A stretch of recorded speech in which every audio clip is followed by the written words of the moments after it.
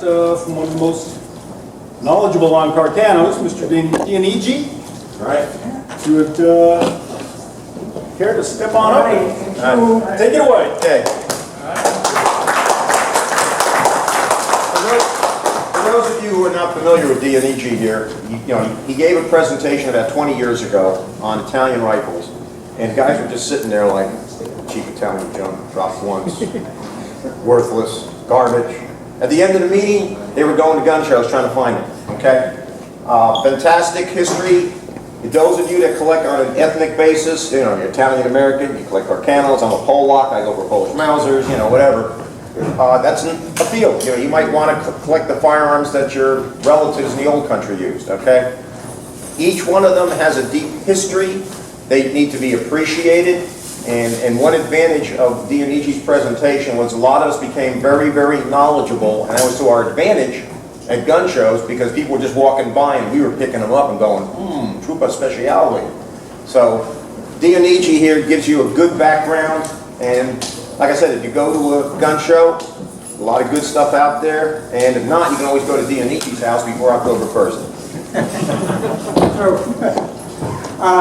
Well, good evening everybody. So you already heard the part of the story, my name. You don't have to know the spelling of it from tonight. I've been a member of the club for actually many years, but fortunately it has been a while due to family work, and it has been difficult for me to show up. Shame on me. I hope that this presentation, for which Stan really brainwashed me until I finally gave up and accepted, it's going to be a good turning point to be back here. I have a slight South Jersey accent. You may have picked it. If you don't understand what I say, I have an official translator here that also help. Don't interrupt me, and the important thing is to understand each other. The other disclaimer I want to mention is that I have not been actively collecting now for a few years. I was actively collecting several years ago. So if any of the information I'm going to provide is not up to date, please interrupt me. The important thing is to be accurate. If you bring up something new for me, I'm only happy, if they can give your contribution and correct me where you should go. So, as Stan mentioned, I made a presentation several years ago, and at the time, what I tried to do was to go over really a lot of the details, provide a sequence of the various models and variations of the Carcano rifles that were adopted and developed over the years. For tonight, I'm going to take a different approach, and the reason is that back then, basically, there were few or no books available to the U.S. collectors. So there was no other way for people to find out and understand, the differences of what is the rifles. No. So what happened is that back then, as I said, the source to the U.S. collector was a book by Dick Holtz, who is a big collector for Italian rifles in California, who wrote this excellent book, mostly his own research and his own efforts. And it was already beginning difficult to find years ago when I gave this presentation. If you happen to run into a copy of this, and you're interested, definitely it's still a very valid resource to the U.S. collector. What is new is, number one, the availability online of a lot of information. There is a website, is in Italian, it's called innovantuno.it. But I guess with Google Translate, probably a lot of information can be available to anyone here. And there is also a relatively recent book that came out. I got my copy just a couple of months ago by Kindia Simonelli. Those are Italian authors, but the book is in English. Is currently available online, I bought mine on eBay. And it has a lot of very nice pictures. It's a good book. You know, I would say it's good for a beginner to intermediate level collector. There are other sources that go more in depth, but this is a very decent starting point, you know, for anyone who wants to know more about the various models of Carcano.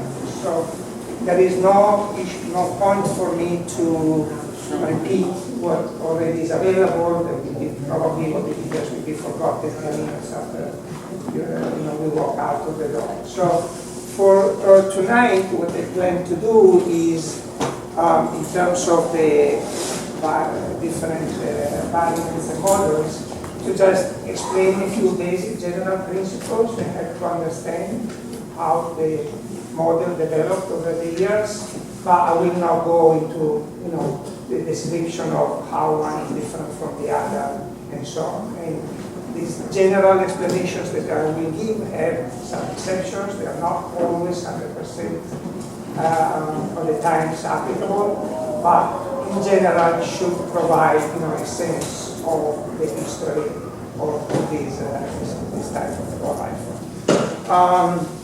I will also cover a few other things like used in other countries, some important variants. I will talk a little bit about resources available online. And I brought some accessories that I believe are pretty common here in the US that could be interesting to see together. I was talking about the books, so while I'm on this topic, I want to go over what I have here. Two we already mentioned, those are in English, again, the book by Dick Hobbs, and this is a relatively new book by Kedia and Simonetti. The book is still currently easily available for more. This is my first Carcano book. I bought it in 1980, before I started collecting, and the reason was that even back then, you know, at the time I had no money in the pocket. I was a student, really collecting Carcanos was not in the plans at the time, but I had the desire to do so. And other two relatively recent books that are excellent are, first of all, this is in German. It's written by Wolfgang Truppe in Germany. Unfortunately, I don't read German, but I collaborated with this person for many years. I know he's a very meticulous and accurate person. And although, as I said myself, I cannot go into the details of what is in this book, but everybody speaks German, I'm sure that this is going to be an excellent resource available to that person. The book that I consider the best is Fucile 1891, Fucile degli Italiani, Italians rifles, by Di Giorgio and Pettinelli, that was published in Italy. These are authors that put a ton of personal research into the issue. There is a lot of new information, very well documented, and is definitely, you know, for me, others may disagree, but for me, this is the best source available. And as I said, don't worry if you don't have it, because there are other alternatives available that are also still quite good. Okay? Other books of interest, if you have an interest in the Oswald and the Kennedy assassination trials. I don't have up-to-date information, but for me, the best source is the book that was written by Latiner. Yes, there are a lot of people that don't know Dr. Latiner was a member of this club for many, many years. Very brilliant. Right, and I attended two of his presentations here. They were really excellent. This is half of the book is on the Lincoln assassination, half on the Kennedy assassination, and it goes over the forensic medicine aspect, the ballistic aspects, the whole history and dynamics of the event. For my own personal, need, this is the best. Maybe there are other books, and as John said, by the way, the club collaborated with him, or John, or something, right?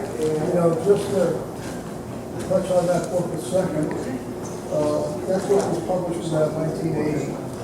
So that's how many years ago? 38 years ago.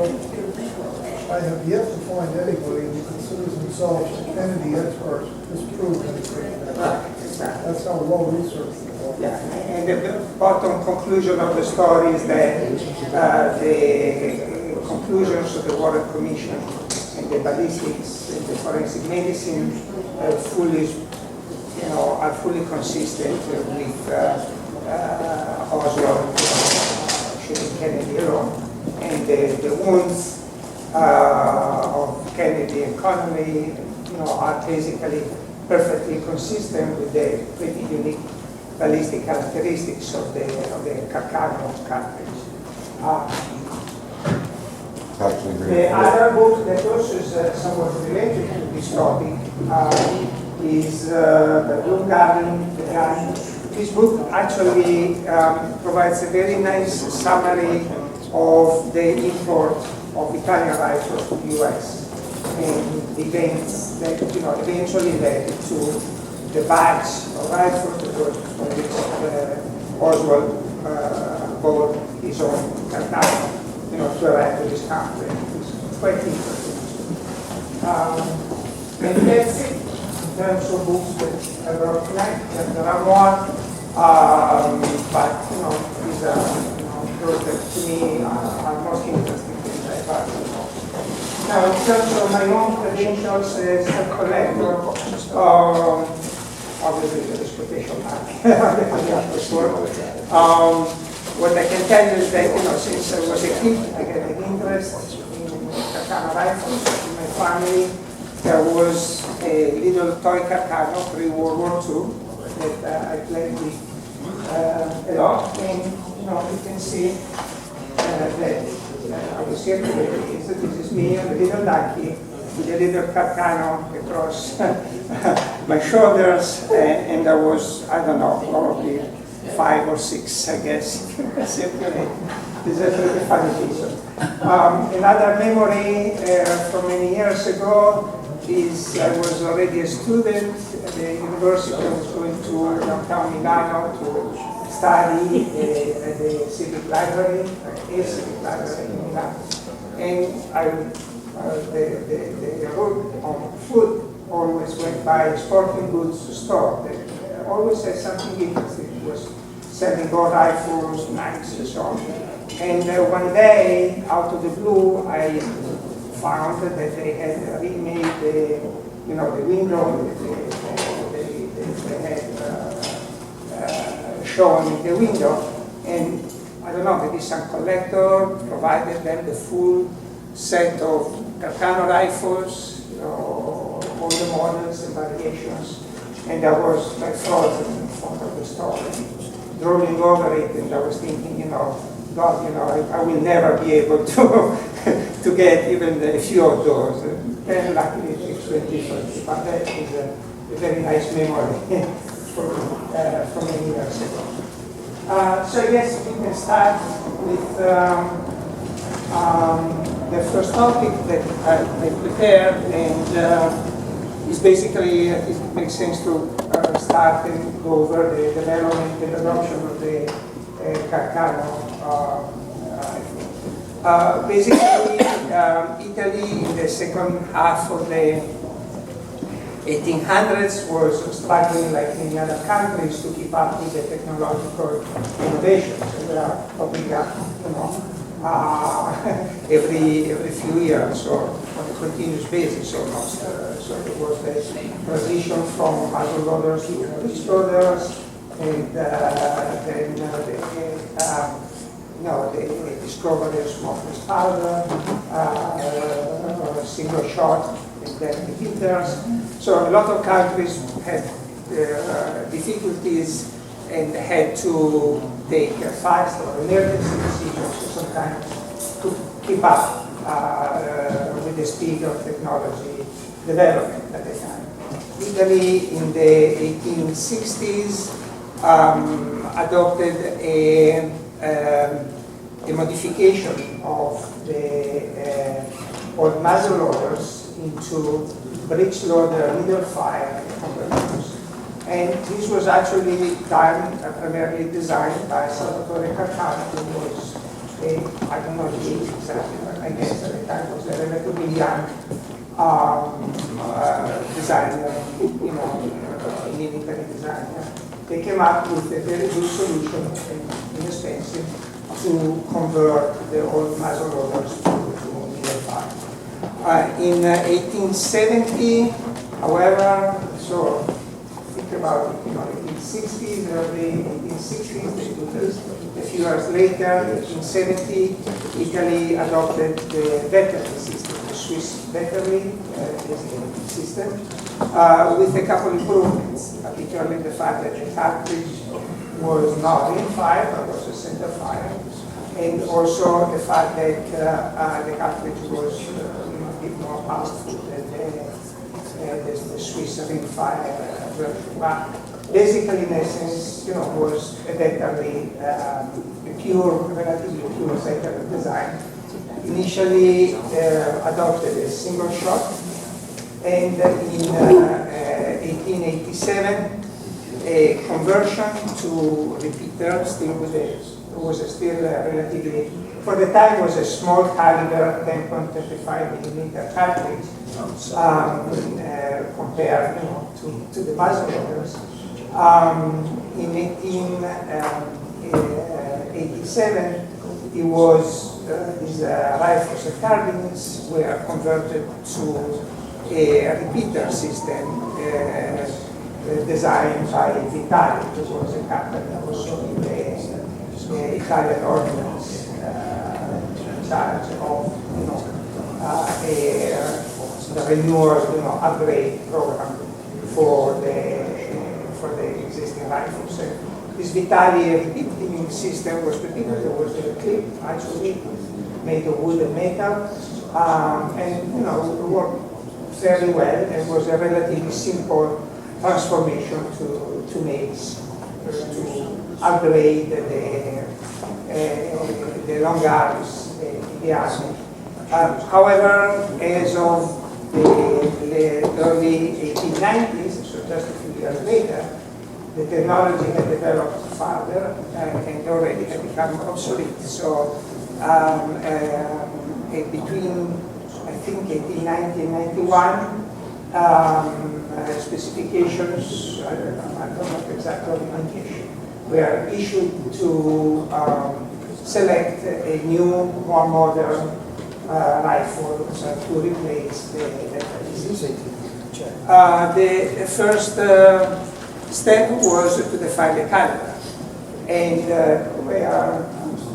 my understanding is that there were tests that were made in the terminal ballistics of the 6.5 millimeter caliber. It was pretty low caliber for the period, were found to be adequate, and the decision was taken to take advantage of a small caliber with lighter cartridges, with a series of advantages related to the relatively small cartridge that impossible and factual later increased magazine capacity that a small caliber could give. Once the caliber was, the other aspects that were evaluated and then decided upon were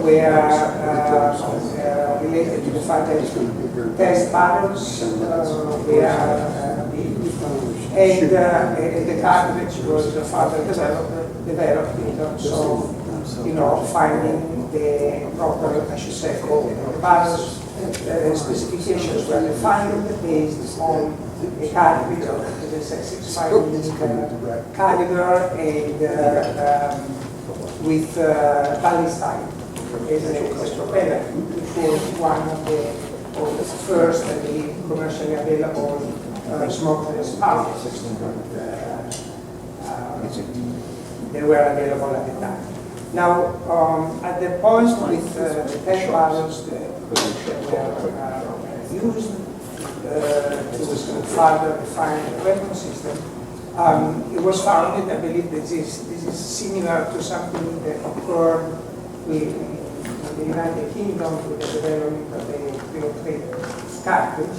It was found that ballistite, which is a propellant that has a pretty high nitroglycerin content, was burning at a very high pressure, very high temperatures, and causing, front and barrel erosion very, very quickly. To solve this problem, the solution that Italy initially adopted was to adopt a progressive rifling for the barrel. In other words, the barrel twist starts slow, and as it moves towards the muzzle, the twisting increases, the edge twist increases.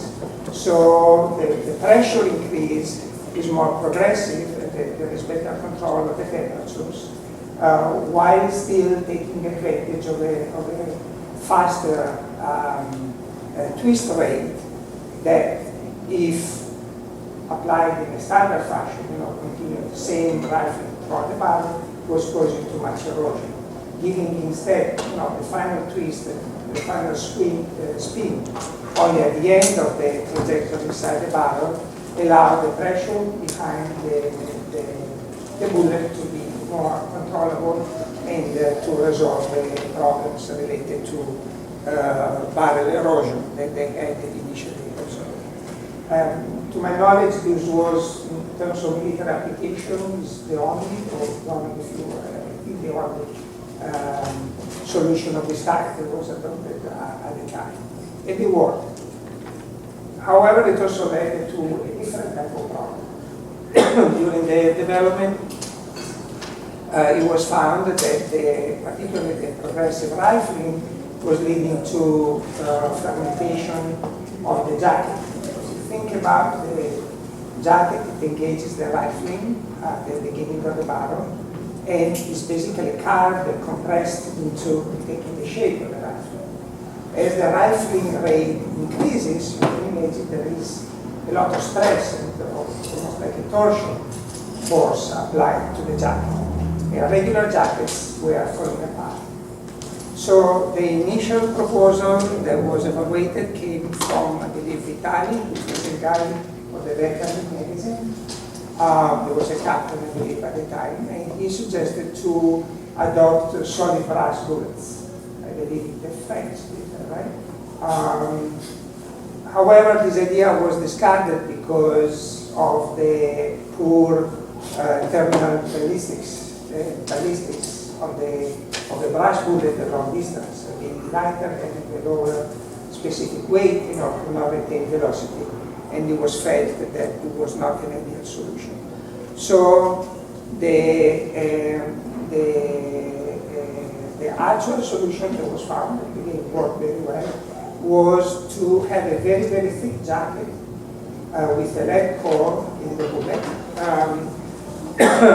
The jacket was made of an alloy called magneton, which is, I believe, a mix of copper and nickel.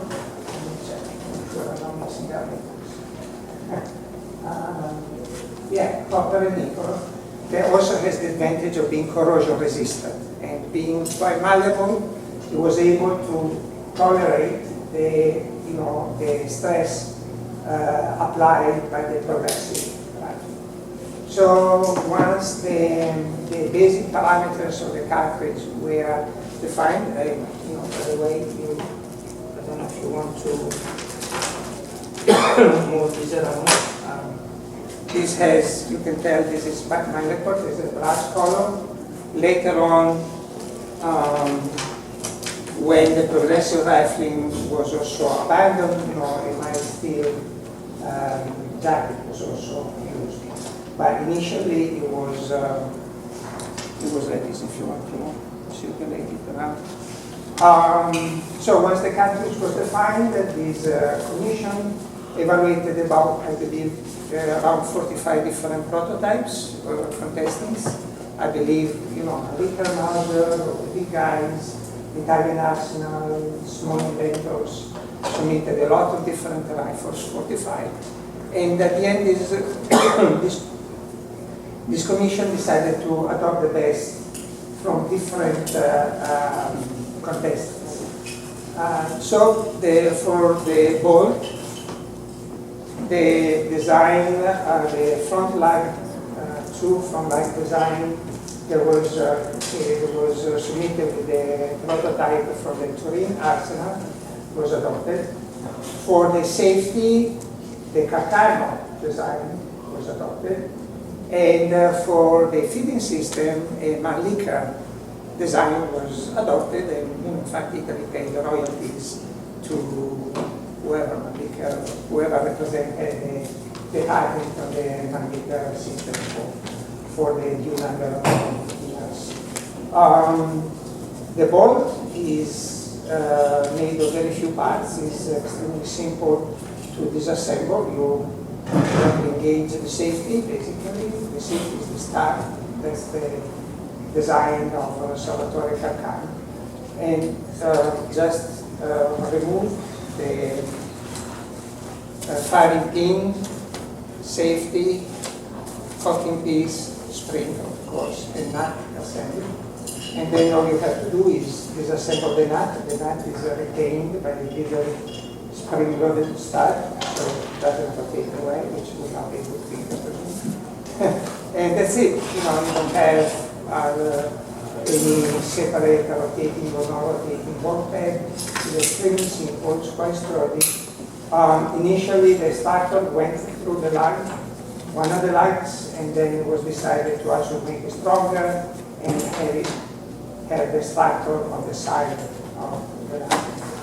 And the whole principle behind the Carcano rifle has to be understood in the context of the very weak industrial capacity of Italy at the time, compared to the power that presumably had been achieved. The industrial power of Italy was only a fraction of France or UK or Germany. And the Carcano rifle was the most logical solution that in fact worked very well. It's lightweight, it's a pretty strong action. The degree of finish and of details is not comparable to Mauser or Mayfield, but honestly, probably very few soldiers care about it of the weapon. One interesting aspect that I want to mention is that, differently from most other military rifles, you see that the bolt is not numbered. And, some ignorant people may have thought, a few years ago, that there was a lot of bashing and, bad reputation spread around that, it's an indication of good quality. On the contrary, it's an indication of very good quality. The consistency of the space was very good. Initially, the bolts were numbered, and then they felt that this was not necessary anymore because you could swap them down. And if I do it, I have the go gauges, etc. But, by design, it's supposed to be this quality control, not the sloppy construction. It's not maybe what you say the matter of stamps. Is that, there was no so the quality of the steel, initial barrels were built with the bars, also imported from Czechoslovakia.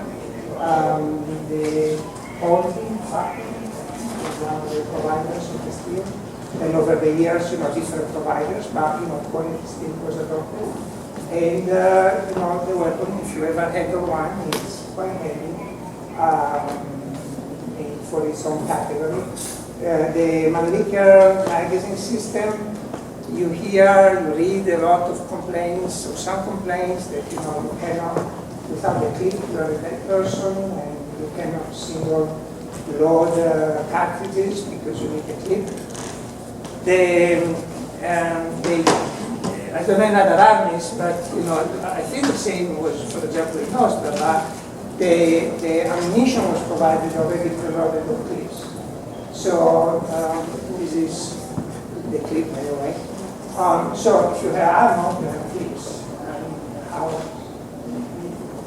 And in terms of single loading, it's true, it may not be particularly easy to insert a single round in the chamber, but it's very easy to put a single round in the clip and load the gun. So to me, these downsides, it's not that they are false, but to me they don't seem very relevant. It is true that the opening at the bottom of the magazine, so basically the Maldarano system works with the clip inserted in the magazine, retained by a hook. The cartridges stay on the clip until they are one by one stripped by the bolt movement back and forth. Once the last cartridge is taken off the clip, either by gravity or the next clip that you insert pushes the old empty one at the bottom through the opening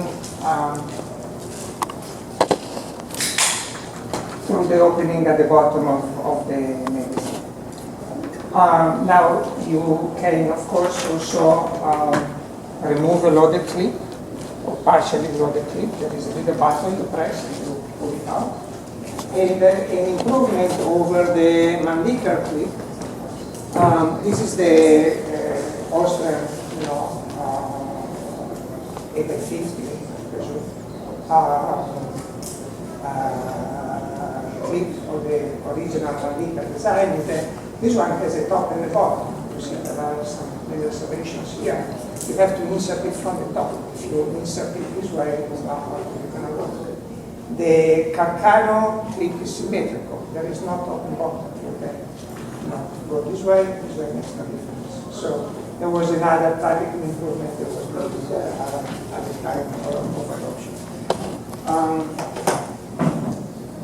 And they held 6 rounds, differently from many other contemporary rifles that I find. I don't think it was a huge advantage, tactical, strategic advantage, but the smaller the advantages of the smaller cartridge were introduced.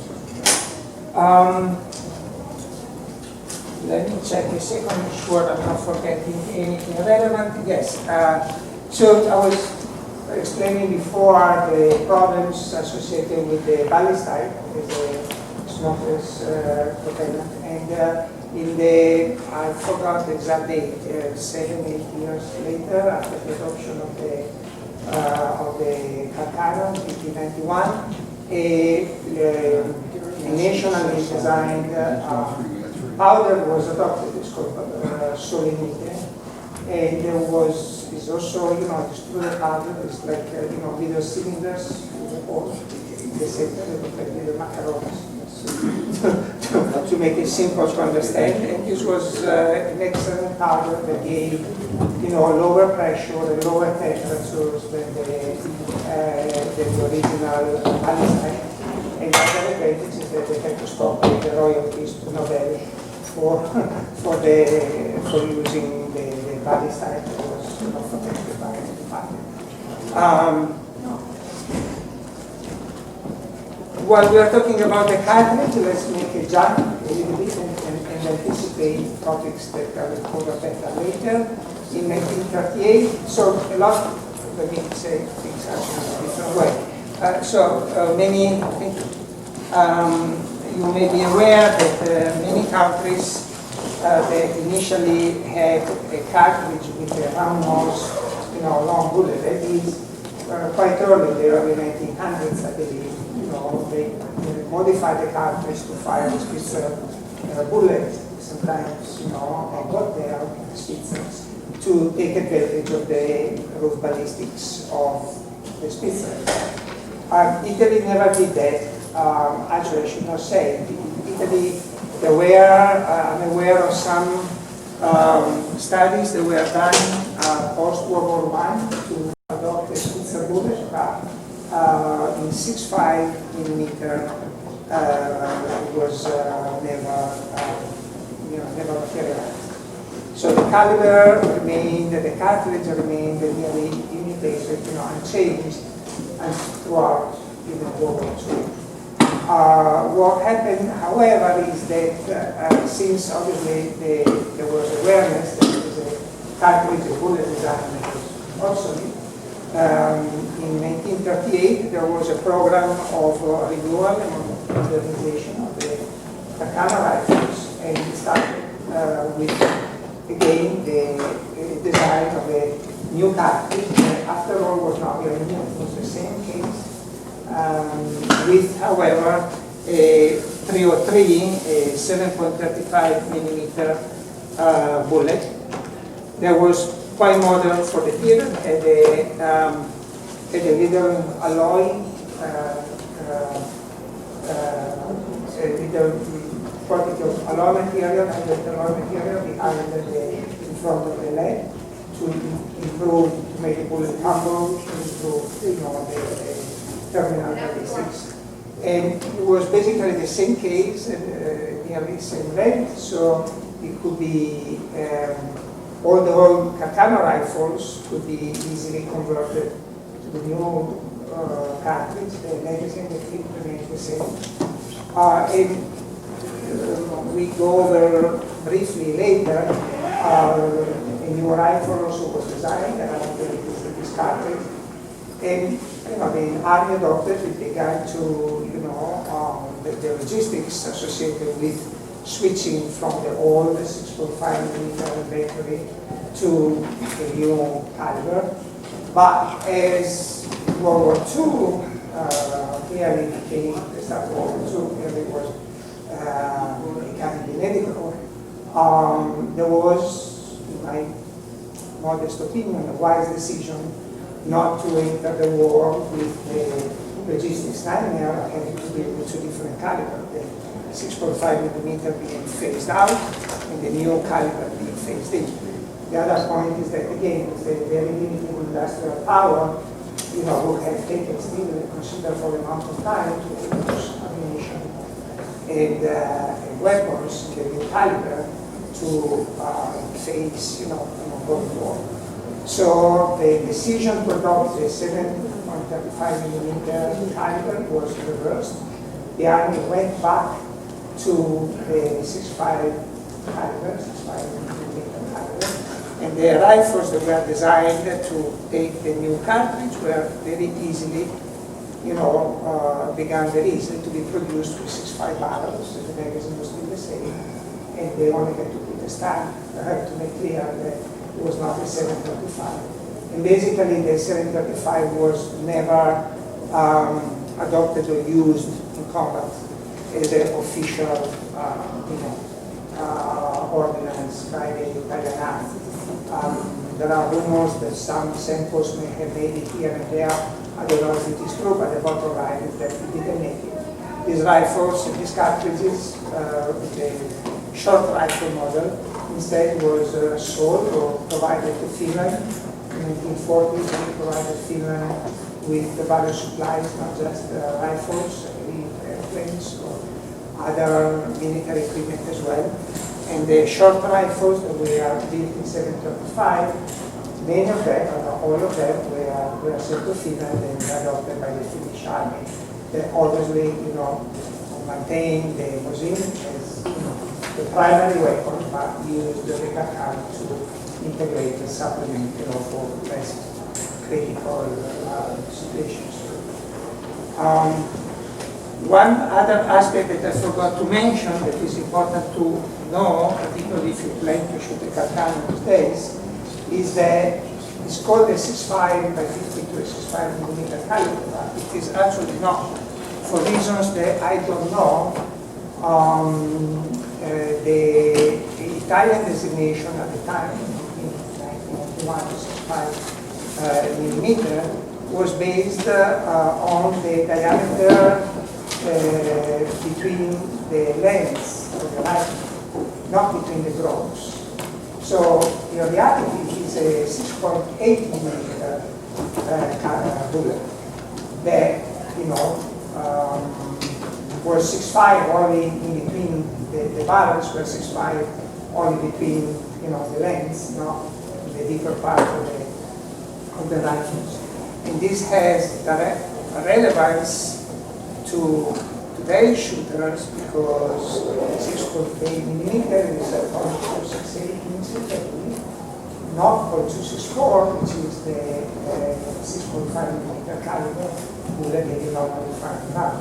So most of the ammunition and part of the bad reputation is also due, most of the accuracy problems that sometimes are reported are due to using an undersized bullet.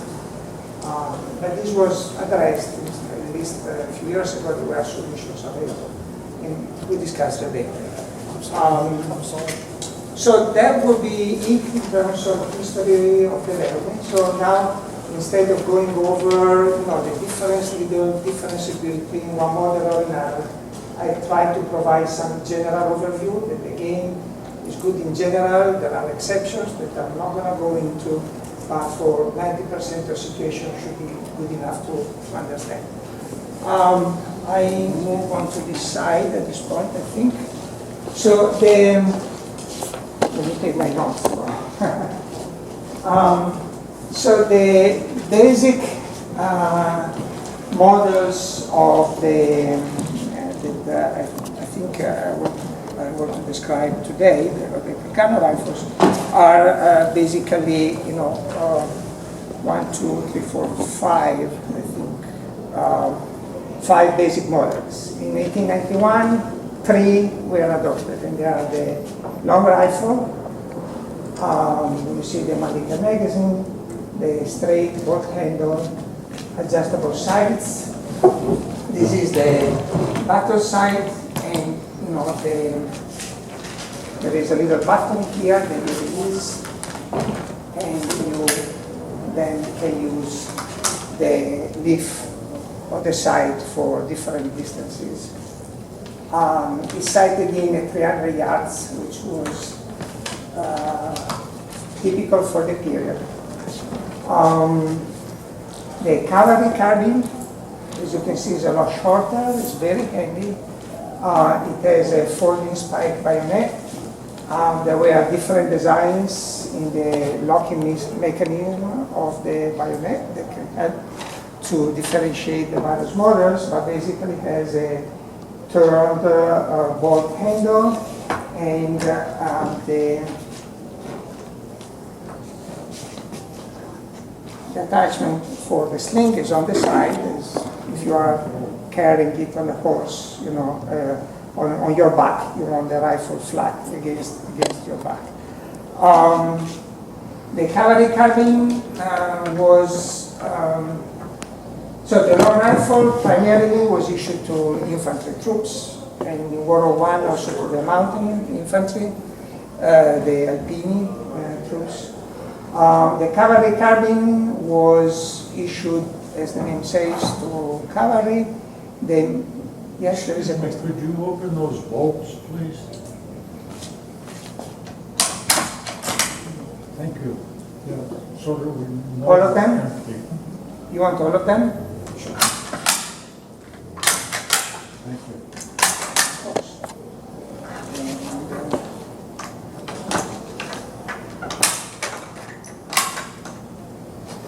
Okay, good.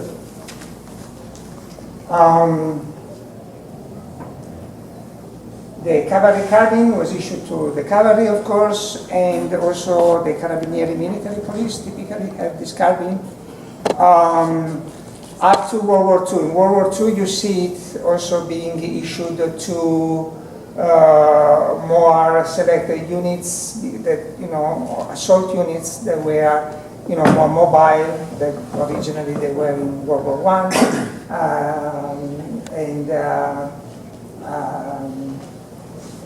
post World War II, as a kid, I do remember still the Carabinieri police, on full patrol with Carcano carbines, on their shoulder. This is in the 60s.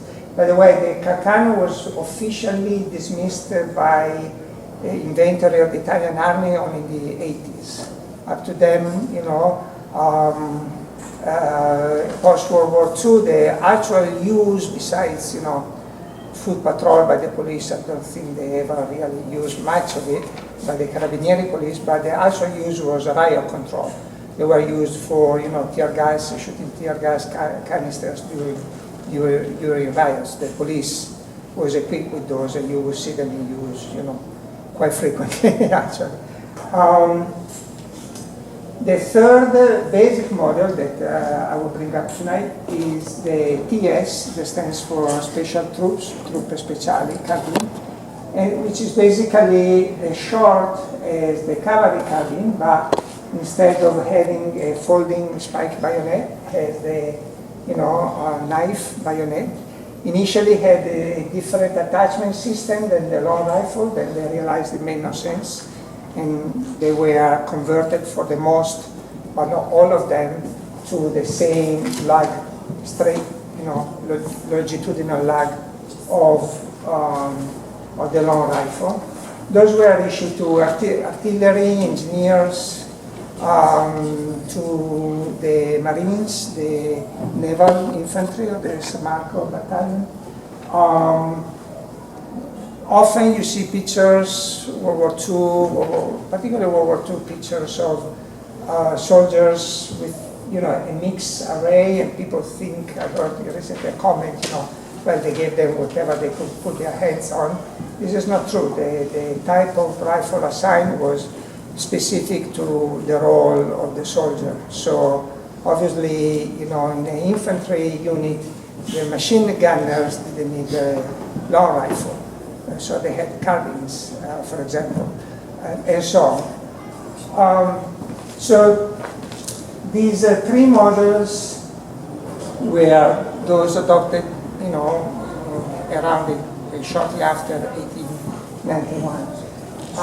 They had the long rifle basically remained unchanged until the end. There was most of the long rifle production is up to World War I. There is limited production post World War I, but basically remained the same. The two carbines underwent some improvements over the years. In 1924, a carbine similar to the Special Troops carbine was built, cutting down worn World War I long rifles. And they make them look like this. It's called the 1924. It's actually a very poor emergency solution at the time of financial crisis. Yes, Dionigi, could you explain the weird bayonet catch on the Truppe Speciali, the early model? Right. So the early model had a different method of connection of the bayonet to the front band. Is a transversal lug. You insert the ring around the muzzle or the handguard, and then rotate it into the lug. And the bayonet also had its own type of sheath or rib. This is the original sheath for the TS bayonet. I read comments that this was to make it harder for the enemy to steal the bayonet when you try to stab him. I believe it's BS, but you should believe it, good for you. I don't know the reason for this design, but a little later they realized it made no sense to have two different types of attachments and in a context of a whole family of rifles built to be practical and simple. To go through the complication made no sense. And in fact, the later models, this is also a later model of TS carbine, you see that has the regular longitudinal bayonet like the long rifle. Okay? So the TS in 1924, there was a new variant that actually was a cut-down rifle. Was a poor choice because, if you remember, we said the long rifle, actually all of them have progressive rifling, in the barrel. So you cut down the progressive rifling means that you lose the final spin given to the bullet to have the proper rate of twist, and the accuracy of the model 9124, in fact, being on top made with worn out barrels from World War I. Another point to consider for Carcanos is that I believe differently from many other weapons. A lot of recycled parts were used. I mean, we don't throw away all things. That's why we have the Colosseum, basically. The worn rifles were saved. Old magazines of the worn rifles were saved after World War I. And later on, you see strange situations of stamps with a year of production that makes no sense with models that are much later. The reason is that, they were recycling, worn out material. For example, when the new caliber of 735 was adopted, you have to rebore the barrel anyway, so who cares if the throat is eroded for the 6.5 millimeter cartridge? You have to rebore it to 735. Why to waste money and resources? There were piles of old worn out 6.5 barrels, and they were used until exhaustion of the stock, of the old stock, at the beginning of the production in 1938. Okay? So the 1924 carbine was a little bit in excess of trying to save all things. In 1928, a new production run of both the cavalry carbine and the TS carbine was made. Is basically very similar. There were no real substantial differences worth mentioning tonight. Things changed in 1938. Here we have the example of the 1938 model, originally of the 1938 model of cavalry carbine. In 1938, the big changes were that the rear sight was changed to simplify production to a fixed rear sight. The rifling became standard rifling, not progressive rifling, because they found that with the solenoid, powder, the original twist, progressive twist was not needed anymore. And a new model in 1938 was designed, and it is the 1938 short rifle that was supposed to replace the long M91 long rifle. So this is, as you can see, intermediate between a TS carbine and a long rifle. It has a fixed sight. Originally, it was designed to take a bayonet with a folding blade. You can fold under the rifle. Then again, to simplify production, they started making this with fixed blade. And then later on, once they finished the parts of the folding blade that to produce it in fixed version, they started to produce a Model 38 bayonets for Model 38 rifles that are shorter and much designed to be a standard, non-folding bayonet. In 1941, a slightly shorter version of the long rifle was adopted. I don't know, I think the people in the back might have trouble seeing it. So, this is the Model 41. It's just a little shorter than the long rifle. Still has an adjustable sight, but is smaller than the rear sight of the long rifle, but it has a fixed rifling. For the rest, it's basically the same. So we cover now therefore we just cover two more basic models. I repeat, the model 1938 short rifle that was initially produced in 7.35 millimeter caliber, that I was referring to before, and later they started producing in 6.5 millimeter when the 735 was dismissed. And we covered the model 41.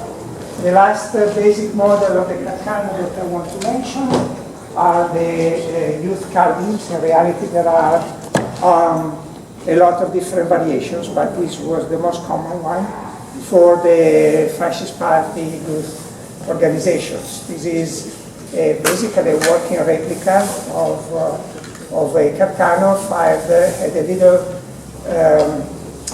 cartridge I forgot the terminology in English, I'm sorry. The basic cartridge, you replace the little primer part, almost like a little Flaubert type of cap that you put in the false cartridge, and it would fire a little pellet, I believe. But there are other models made to replicate the long rifle, the TS, much more rare.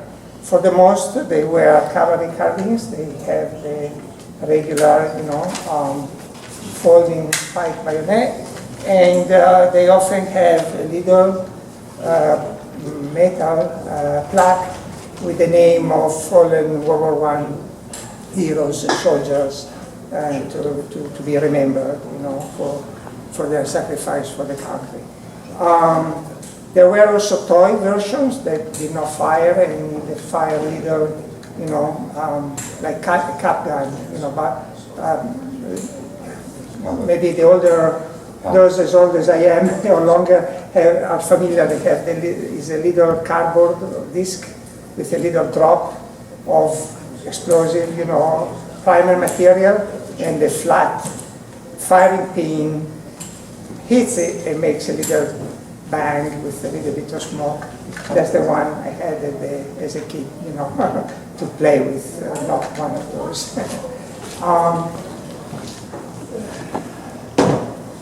So for now, I will not go into more detail, but what I want to mention is, again, I think it helps to understand the basic principles. So basically, if you look at the evolution of the Carcano rifle, from 1891 to 1941, which is, I believe, the last model that was designed. What happens is that basically the progressive rifling that was initially adopted in 1938 was replaced with standard rifling, also thanks to the improved powder that was adopted in the late 1890s. The other criterion, basic concept of the evolution of the Carcano rifle is that initial earlier models have adjustable rear sights. From 1938, based on concepts of modern movement war, and with area understanding, which I believe is still correct to this day, that most of the engagements are not a long distance, a fixed rear sight was adopted. And then another detail in the production aspect is that if you look at the earlier models, up to roughly 1938, the rear of the barrel has these facets that were used for, where the stamps are, typically, or something, where the stamps are.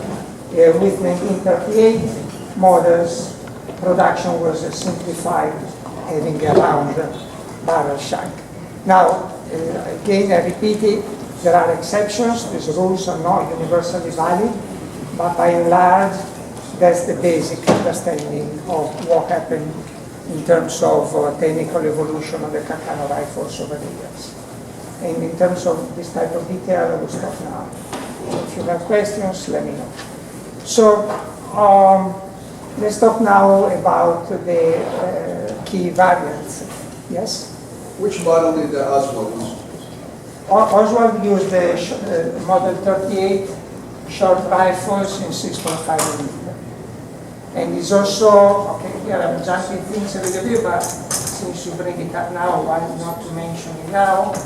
Also, Oswald used one of the, unfortunately for Kennedy, Oswald used also some of the best ammunition ever made for the Carcano, for reasons that are not known.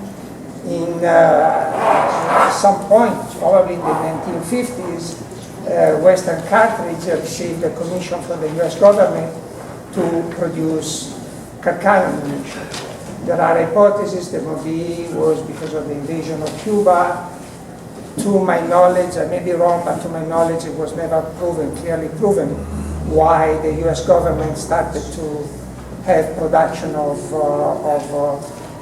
Carcano ammunition made, yes, that. Yeah, the CIA was getting it for the Balkans, Albania, Yugoslavia, and Yeah. I they believe had that's, the Marine Corps purchase it, even though the Marine Corps does not use Carcanos. yeah, But it was made for the CIA for operations they were planning in the Balkans that fell through, and then they sold the ammo off. okay. It was put, as Stan says, it was put on the civilian market, and this is high quality ammunition. The reason why I say this is that I had the privilege to provide a little bit of collaboration to Dave Marie of Hornady when Hornady developed the Carcano cartridge that they marketed about 15 years ago or so. And so he, at the time, through, I was active on internet forums, I don't remember how I managed to get in touch with him. But I helped by providing, surplus bullets, he basically started from scratch to understand how to develop, a proper cartridge, a commercial cartridge. First, he worked on the case, and at the time, most of the case, what was considered high quality ammunition was the one from Norman. Now, it would jam very often, and the reason is that the extractor rim of the case had the wrong profile. So normal ammunition is very expensive. I don't know how it is now. I don't know even if you can find it. Is overall of excellent quality, but be aware that a few years ago, I don't know if it applies to current batches, if there is any, but the extractor rim had the wrong profile and would jam on a regular basis. So the cases from Prvi Partizan in former Yugoslavia, on the contrary, were top quality, had the profile, the correct profile, and were adopted. And regarding the bullet, we started testing, current powders available commercially, and ran again into similar problems of damage to, the regular jacket for, prototype bullets of diameter of 0.267, 0.268 that they managed to produce. And although this is actually very interesting, this is the same batch of ammunition that Oswald used. So I didn't open any of these boxes, but I had a few loose rounds. So at some point, even if I had a few, I was happy to provide 3-4 rounds. And we found that those bullets of the Western cartridge had a very, very thick jacket. So they again must have reversed engineered back in the 50s and discovered probably the same problems that we have found when the Carcano was developed. And overall, this was very good quality ammunition. So, Okay, question. yeah. So back in 1963, was that expensive? Oh, I have no clue. You said it's high quality and everything. I I don't think it was particularly expensive because we saw Carcano rifles were not expensive, but the correct answer is that I don't know the price. But Oswald, as far as I know, had little money. He was able to buy it, so I don't know if that is indicative of the price. Was anything discovered, probably not because he was shot right away, in the courthouse, whatever that was, that where did he get his hands on high quality? I don't know that level of was detail. Probably the book by Latimer may provide some information. I can look and try to answer later, but I cannot answer right now. Just one more question. Where is the gun now? Or I think the gun is held somewhere in some government facility, not available to the public. No, it's not. Up to a few years ago, it was not available to the public.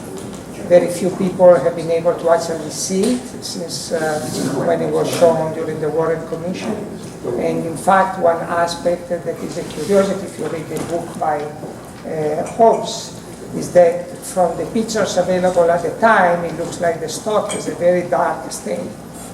That if it is true, if it is not an effect of the black and white, photography, it suggests that may have been a stock that of a batch that the importer kind of embellished in Italy. The exporter from Italy kind of embellished.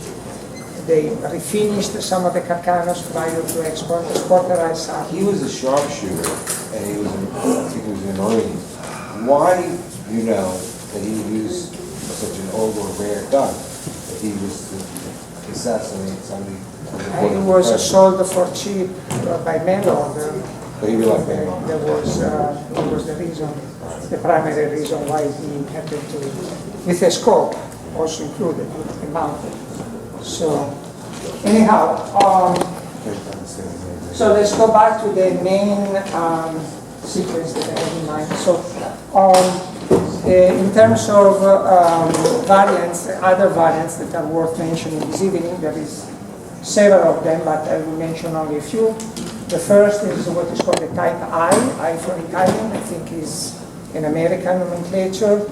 Basically, Italy produced, upon contract from the Japanese government, a Carcano action on a sort of Arizaka type of two-piece stock rifle with a Mauser feeding system in a 6.5 Japanese. And those Type I's were, I believe, issued to the Navy infantry of the Japanese army.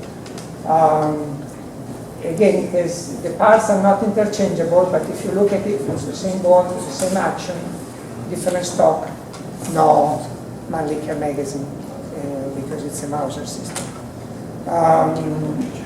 Another variant that I wanted to mention is the sniper version of the Carcano. It is a very old story. Basically, during World War I, they were issued in, I believe, quite relevant numbers.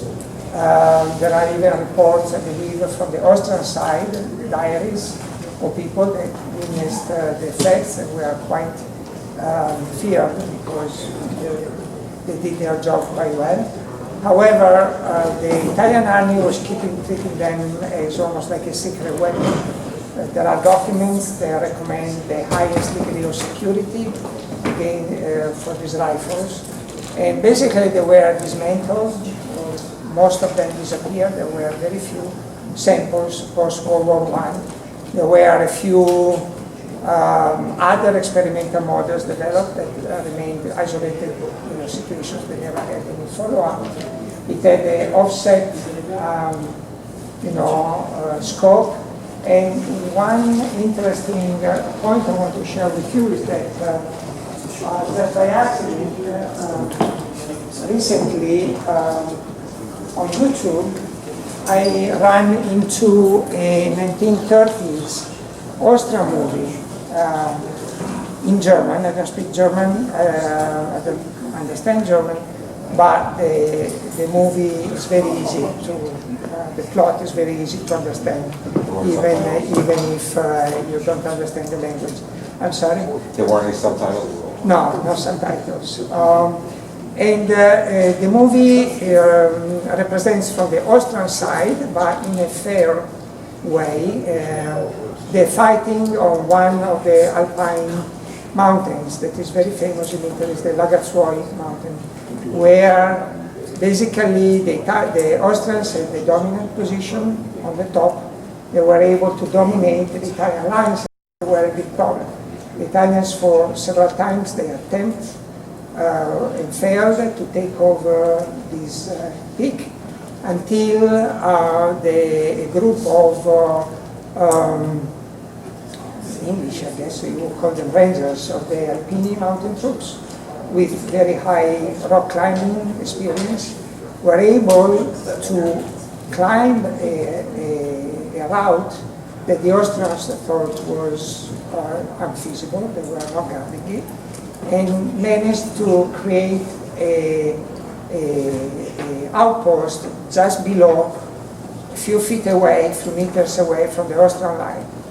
And although the Austrians still had the dominating position, they were never able to eliminate the Italian position that from the place could actually shoot on the rear line, had a clear artillery trajectory over the supply line of the Austrians. So they got in a stalemate position with each of them had dominating, key routes of logistic supply. And the fighting went on for a long time. There was a war of mines. The Austrians tried to blow up the Italian positions. At the end, it was the Italians that had more advanced mining equipment. They were able to build a mine channel and blow up the whole top of the mountain and advance their positions. But as far as I understand, without a total dramatic improving their position, but the Austrians still managed to, in some way, hold partially their ground. So this movie presents this epic fighting in a very good way. And it's interesting because the Italian soldiers have good uniforms. They have, for the most in the movie, you can see they have M95 Austrian rifles. That makes me think that, they supply whatever to the actors, whatever they had available in the armories of Austria, post in the 1930s. And there is one very important scene where there is an Italian sniper rifle. You can see the details. It seems to be correct versus the sources I have on the books. And I believe it could be one that was still held in 1930s somewhere in some Austrian armory.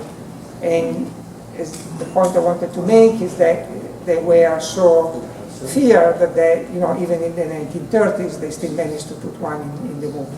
And if you are interested, it's a very good movie. If you stop by, I have the URL, both of a documentary in English that explains the settings, shows the real places, and of the movie that I personally enjoyed a lot watching. The last key variant I want to mention are the 8mm Mauser conversions. There are basically two types. One is the conversion, the last ditch conversion to 8mm Mauser that was made in Germany is, in the last days of World War II. They basically, Germany, after the surrender of the King of the Royal Army in September 1943, the Germans put their hands on large number of Carcano rifles. And in the last days of the war, together with other rifles of other nations, for the Volkssturm, they converted some of them to 8mm Mauser. It was done by HK. If you look here, you see the HK stamp. They took off the barrels. You sometimes see range marks on the barrel from when they took them off. They rechambered to 8mm, replaced the front sight with a taller sight calibrated for the 8mm Mauser cartridge. They put German stamps, Waffenamt, a serial number, their own German serial number on the, actually you see better from this side, on the chamber, on the receiver, and electro-penciled on the bolt body, sometimes other body parts as well. And the other important change that you can see here, this is a very unique example because it still has it. They inserted a spacer in the magazine. I don't know if you can see the light wood inside the magazine well to convert them to single shot, because obviously the Mannlicher clip magazine system will not work with a much larger cartridge. And this one also happens to have a German sling as well. And they converted basically mostly short rifles and cavalry carbines, model 41s as well. There may be other models, I'm not sure. But then, and other important point, they to reinforce the stock, they installed the lug. This is the typical Mauser type of stock lug. The second variation of the 8mm was actually made in Italy. So obviously it doesn't have the German stamps, doesn't have the raised front sight. It has two lugs. You can immediately recognize it because it has two lugs to reinforce the stock. And when it was made is actually a mystery. It has never really been clearly documented. So some people, many people, and even this book now available in the US, talks about late war, last ditch type of production. Personally, I don't think this is correct. The most logic explanation based on the real little evidence available is that post-World War II, there were all these shops, these armorers and gunsmith facilities in the area where Beretta is, the Brescia, Valtrompia area. There were a lot of parts available in Carcanos, and those were probably made from parts or converted from existing 6.5 models post-war and sold to Egypt for training purposes. In fact, they were available until not too long ago, through century. Many of these Italian production 8mm rifles had still the painting of Arabic characters on the stock that referred to for training, something like that. One logical explanation that I was thinking of as I was preparing for today is that there are the Germans as last-ditch desperate measure converted the Carcano to a cartridge that clearly was nonsense to try to chamber in the Carcano action. Had they available 8mm Carcanos made by Italy, in the last years of the war, they would have immediately put their hands on those, and they didn't. They kept very accurate records of the various models and the different versions made. So it makes no sense to think that they were made as a last-ditch production in Italy at the end of World War II. Those were made after World War II by these factories, these armorers that were probably mostly in the Brescia area, and sold to Egypt, which is how they made their way back to the US. Now, the next topic I would like to mention is foreign use of Carcano rifles. So we already mentioned Germany, we already mentioned Finland. One very rare variant of the long rifle is related to the fact that probably in 1936 a few 10,000 rifles were sold to the or 1D, because I apologize for my lack of information, Chinese governments. And there are pretty crude stamps in Chinese on the receiver, and the number 25, I believe, that corresponds, according to the Chinese calendar, corresponds to 1936. Very few books mention it. Hobbes is the first book I know of that identified this model, and the second book is the one in Italian I mentioned, Di Giorgio and Pettinelli, that has a picture of one that actually I provided to them. Another variant that is quite difficult to run into is that during the Civil War in Greece, after World War II, there were Carcanos that were converted to the 6.5 Mannlicher Schonauer, 6.5 by 54. That was the standard Greek army caliber of the time. They were used during the Civil War, and they are recognizable by an E stamped on the receiver. And the last foreign use that I want to mention tonight is, if you look at YouTube, you can see videos from Libya, the time when there was the civil war that led to the killing and the deposition and killing of Gaddafi. You can see insurgents armed with Carcanos through Dick Hobbs. I know that he was aware of very large numbers of Carcanos stored in armories in Libya. There were ideas to try to go buy them and sell them, and they never found the proper conditions to ever do that. I presume that by now they are all gone. But you know, one of the most recent combat use of the Carcano is Libya. These days to just a few years ago. So, I have still 3 topics. You want me to cut it short? You want me to go over briefly?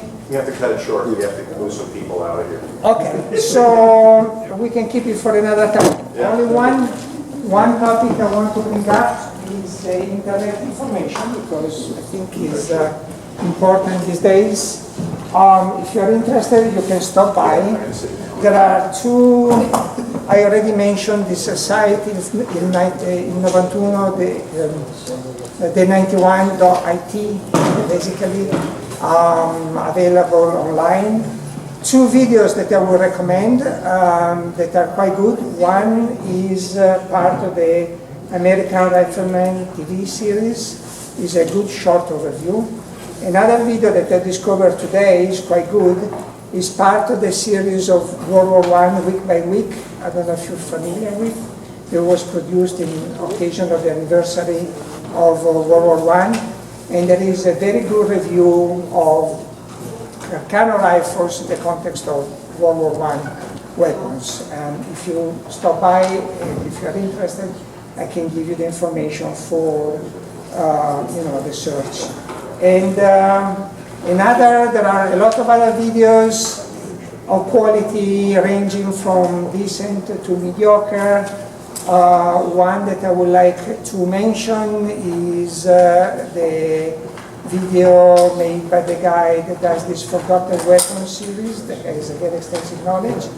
It's a comparison in a military shooting context of a Carcano with a Mauser.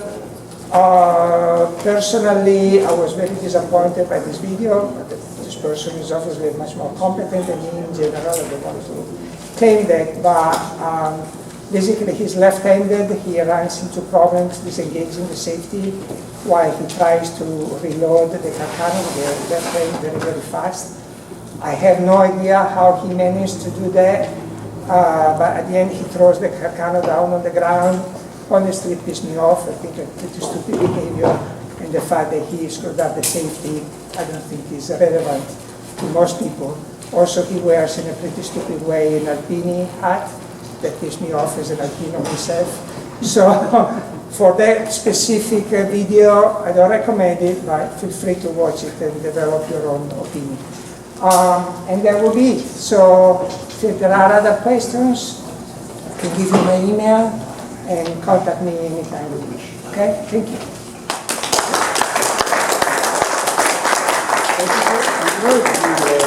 Thank you so much. This is Carcano. Thank you. Okay, we got it there. Thank you so much. All right, thank you. Very good. Thank you. Okay, let me make an announcement.